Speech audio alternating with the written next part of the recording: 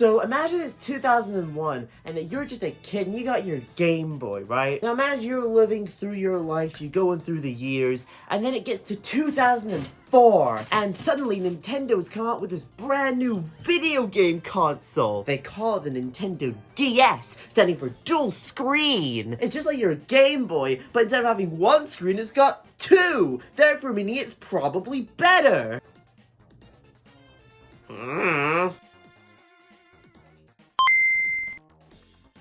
The Nintendo DS! That's the topic of today's video! The Nintendo DS was an absolutely revolutionary console, bringing handheld gaming into a brand new light for many. Handheld gaming, for the longest time, had always been the secondary to, well, your normal home consoles. While the DS didn't fully change that, it did show that handheld gaming could very well be the future. It was the first time you could ever have full 3D and complex games with you wherever you wanted. The DS really was an innovative device for its time. It was incredible. Nintendo DS, its entire thing was that it had two screens. Like the GBASP before it, it had a clamshell design, which meant they would open and shut. Oh yeah, I get it now. Yeah. Gets boring after like the 50th time. This design helped keep its two screens protected. Why did it need two screens? Well, the top screen on the Nintendo DS was your just normal screen that you'd use for any sort of games. But the bottom screen is where it got really interesting. You see, on the Nintendo DS, the bottom screen was a touch screen. You could use the Nintendo DS's inbuilt stylus to use the touch screen and access extra menu features and extra game features. Wow, finally I can touch my consoles. What do you mean I'm getting arrested? I said I wanted to touch the console! Additionally, the Nintendo DS included more buttons than something like the Game Boy Advance. While the GBA was the most amount of buttons that Nintendo handheld had seen beforehand, now the DS was. It had the X and the Y button to it, so you could now have even more abilities in the games. More buttons to press means more things you can do, which means, well, you can have more complex games. And the DS, of course, was obviously going to be more powerful than the Game Boy Advance. While the GBA could display some relatively rudimentary and simple 3D graphics, the DS could display full 3D. Something like Mario 64, which ended up getting ported to the DS, was now possible. And yeah, the games. Let's talk about the games. The DS is well known for its games, of course. Out of all the Nintendo handhelds, it's probably got one of the best libraries out of all of them. You've got, of course, Mario 64, which was its launch title. Super Mario 64. It was a revolutionary game for its time, and Nintendo decided, hey, what if we took all those amazing feelings people had about Mario 64 the first time they played it, and did it again? And that's why Nintendo made Super Mario 64 DS. The whole point of which was basically just to solve the problem of, man, I sure do love my Super Mario 64 N64 cartridge, but well, I'm going to my grandmother's house tomorrow, and, well, the car ride's 2 hours long. I can't take my N64 in the car with me. But with something like the DS, you essentially could. Super Mario 64 impressed the world stage when it was released on the N64, really showing how far gaming had come, and it did it again with the DS. Of course, not to the exact same extent, but the fact that a game that required an entire home console before now can be played in your hands wherever you want it to go was amazing. Being able to play this was the pinnacle of what Nintendo had done to this point. And the best thing about the game, it introduced even more content. You had new playable characters such as Yoshi or Wario and Luigi, where in the original you just had Mario. Super Mario 64 DS, in fact, is often considered a better version than 64. Apart from its controls, which can be a bit annoying with just the D-pad on the DS, the game's content is objectively more and is objectively better. But then you get, of course, your other games on the DS, like Mario Kart DS. This is one that a lot of people have as part of their childhood collection, and it's a really good game. Out of all the Mario Karts, it's one that I often forget that it exists, but whenever I go back to it, I do really love it. Mario Kart DS has such amazing controls. The controls in the game are so fluid and they work so perfectly despite the fact that the DS only actually has a D-pad to control with. The DS's D-pad would, you'd think that'd be a limitation, and in some aspects it was, but often it didn't really change much about the gameplay. Mario Kart DS is one of the most fun Mario Karts it is to play. I love the game so much. And the fact that the graphical quality on it is so much better than, again, something like the N64, which was not that long before this, really does show how far consoles had come in that time period. Mario Kart DS has some amazing tracks, some amazing items, some amazing characters. It introduced Dry Bones. I have to love it. So yeah, Mario Kart DS is an amazing game that the DS had that really did showcase a lot of its power and was a really good game just in general. I do still occasionally find myself going back to play Mario Kart DS because as much as I don't think of it as much as some of the other Mario Karts, I do still really love it. Of course, there isn't just Mario though, there's also Animal Crossing. I was going to try and think of a skit for here, but I couldn't think of one, so here's just me holding up New Leaf for 3 seconds. Animal Crossing, Animal Crossing, Animal Crossing. By this point, the series was on its second entry, which was the DS one. The original entry on the GameCube didn't do too amazingly, but it did show something that might actually be an interest to people. A lot of people still liked it, and while it wasn't the most popular game on the GameCube, it had potential. And Nintendo thought, hey, well, if we took that potential and we put it on and jammed it into a DS. Come on! Work! Make me money! And it made Nintendo, well, a lot of money. Animal Crossing Wild World. What an amazing game. It was essentially the GameCube game, but ported over to the DS with some even added features as well. It's a really good title, really good entry in the Animal Crossing series, and it's really what blew Animal Crossing up to be a actually decent series within Nintendo's franchises. It really is a good game, and while I've not played too much of Wild World, the bits I have played are really good. Controls are solid, the gameplay itself is solid, the villagers actually talk like real people. The game itself is just like Animal Crossing. It's, you do your normal Animal Crossing stuff. You decorate your house, you go fish, you go pick up some weeds and stuff.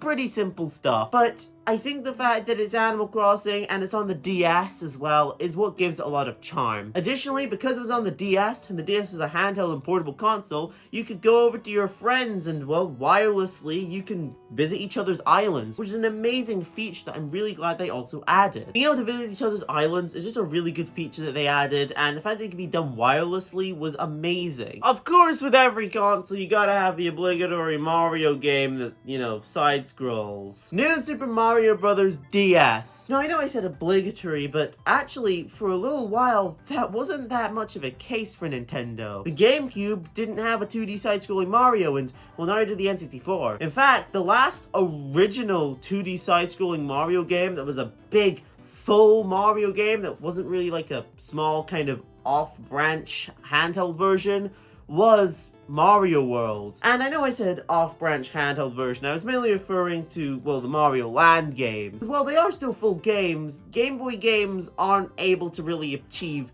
the same quality as something like an actual console could. But by the time of the DS, handhelds actually could do that. New Super Mario Bros. DS is often considered the best New Super Mario Bros. Game in the franchise. This is mainly because it wasn't tainted by the legacy of the rest of the New Super series and franchise, where it was, well, basically just carbon copy clones of the previous games. This is something that New Super Mario Bros. DS is often praised for, which is really just up to its luck. It just happened to be the first one, and so it happened to get the best end of the stick here. But in general, it is a really good Mario game. I do enjoy playing it. I mean, I go back to it somewhat. I still prefer New Super 2. The DS's games, however, were not all about it. Apart from the fact that it also could play every single GBA game ever. The Nintendo DS, namely the DS and the DS Lite, are actually backwards compatible with the Game Boy Advance. You could just take your GBA game, ew, Sonic. You could just take your GBA game and slot it into the bottom slot of a Nintendo DS or DS Lite and then play it on the console. Man, it's just like my GBA. Now I play the DS games. This looks absolutely awful. I don't want to play this anymore. Being backwards compatible with the Game Boy Advance really did show the DS was supposed to be a successor, despite the fact Nintendo really want to call it that. Nintendo actively was trying to push the idea that the DS wasn't actually a successor to the GBA. It was just a third pillar of their Nintendo empire or something. It was always a successor to the GBA, to be honest. It wouldn't have had a backwards compatibility ability if it wasn't supposed to be a successor. It would have just not either had that, or they wouldn't have called it backwards compatible. Yeah, they really wanted it to be the successor. They were just saying it was a third pillar just in case it failed, so they still had the GBA to fall back on. Luckily for them, it succeeded, so they didn't have to do that, but yeah, they really were trying to push this idea. It was never supposed to be a third pillar. Oh, wait. I did say something about a DS Lite, didn't I? Yeah, the DS had a whole lot of variants as well. The one I've been showing you so far is this little stinker. This is the original Nintendo DS, often called the DS Fat version because this is the fat, chunky version. This is the original Nintendo DS. It's okay. It has a couple flaws with it, though. Number one, the stylus is at the back, is in a weird spot, and it's really tiny. The stylus being really small is it's an alright stylus, but it's not amazing to use. Additionally, the dual screens on here aren't the brightest. It was supposed to be a sort of version of the Game Boy Advance's screens, and while they're not the worst screens ever, and they do have backlights, they aren't amazing either. Additionally, the console being larger does make it look very weird. I mean, it looks very 2001, don't get me wrong. This looks exactly what someone in the 2001 would think the future is going to look like, but I mean, nowadays, this just is weird. Additionally, one thing I'd also like to bring up, the hinge. The hinge on this console is very delicate. So if you ever buy one of these, don't play with the hinge too much because it very well can easily break. The original DS's hinge is very easy to break. But this is the DS Lite I was talking about. The DS Lite pretty much improved every single feature about the original DS. Number one, the stylus. Better placement. It was larger, it was easier and nice to hold. I really love the stylus on this console. The console is smaller, it's sleeker, it looks generally nicer. This is a cleaner console. The only real big flaw about the DS Lite is the Game Boy Advance slot. You can take out this little thing, which is like a little dust cover, which the original DS didn't have, which is an improvement. However, if you put a Game Boy Advance game in, it sticks out the bottom. There's nothing you can do about this. It's just because the console is smaller than the original DS, but it is slightly annoying that they'll stick out the bottom if you put it into the DS Lite. Now, technically, there's also another version of the DS, which is some people kind of consider a second console. It's not really, but also kind of is, but also kind of isn't, the DSi. There were two versions of the DSi. There was the DSi, and there was the DSi XL. The original Nintendo DSi is okay. It's a bit larger than the DS Lite, and I actually prefer how it feels in my hand. If I'm to play DS games, specifically DS games, this is the console I like to go with. The original DS Lite is a really good console to play DS games on. It's comfortable, it's sleek, it's nice. The stylus is still in a really nice slot at the side of the console. It has an SD card, which is, you know, it means you can hack it, I guess. So he's got an SD card there. And the DSi XL, well, it's just the DSi, but a bit larger. This is the wine red version, and there's other colors and stuff you can get of them. I really like this. This is also a really good console. Pretty much with the DSi, it's exactly the same as the DSi, actually just bigger. This has a slightly larger stylus as well. It also came with a sort of fountain pen style stylus for old people to use as well, because this was kind of marketed towards old people. This plus the game Brain Age Academy made this really good for people in old folks' homes because, you know, they could train their brain out of the DS as well, make Nintendo money, and well, the larger stylus for people who, you know, older folks who maybe don't have the exact motor skills that they would have had when they were younger. The larger stylus can be easier for them to use. There is one glaring problem with these two DSIs though. If you haven't noticed yet, neither of them have a Game Boy Advance slot. Yep, so if you want to play your GBA games on this, tough luck, you can't. Wow, I'm so glad I upgraded to the brand new DSi. Can't wait to play my GBA games. Go in! Go in!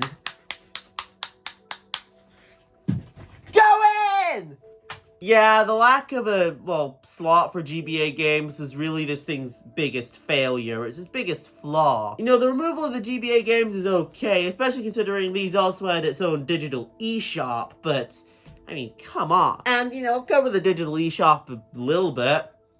It was like the Wii Shop, but on the DS. That's pretty much it. No, but in all seriousness, it was an okay. The DSi shop allows you to buy digital games, digital variants of DS and DSi games, and well, yeah, some were exclusive actually to the DSi. There's not many DSi exclusive games, but there are some. The DSi, realistically, is like the DS's equivalent to the new 3DS line. It's pretty much a DS in every single aspect. It has some of its own things towards it, but it is pretty much just a DS with a couple different things about it. The DS and the DSi and all in general is just really good as a console. I like them all. They've got some really good games on them. They have a really good idea with the touchscreen and all. You know, I didn't really cover it too much, but the touchscreen really does prove to be useful in some games. Games like Animal Crossing, it's really good for inventory management. Or a game like New Soup DS, where it's just not the, you know, most useful thing. However, being able to do something as simple as you click on the screen and be able to bring up an item that you've stored, that's a useful feature that I'm glad that they have. So yeah,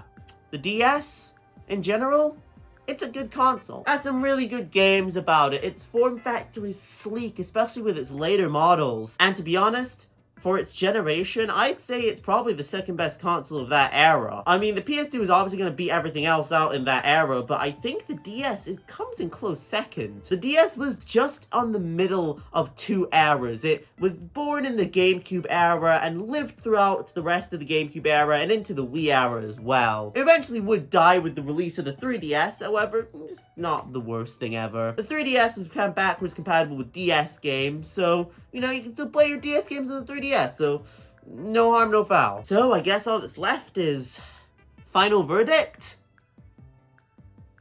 I'm sorry I bought the Sonic game, guy. I shouldn't have bought the Sonic game. I'll go burn this now.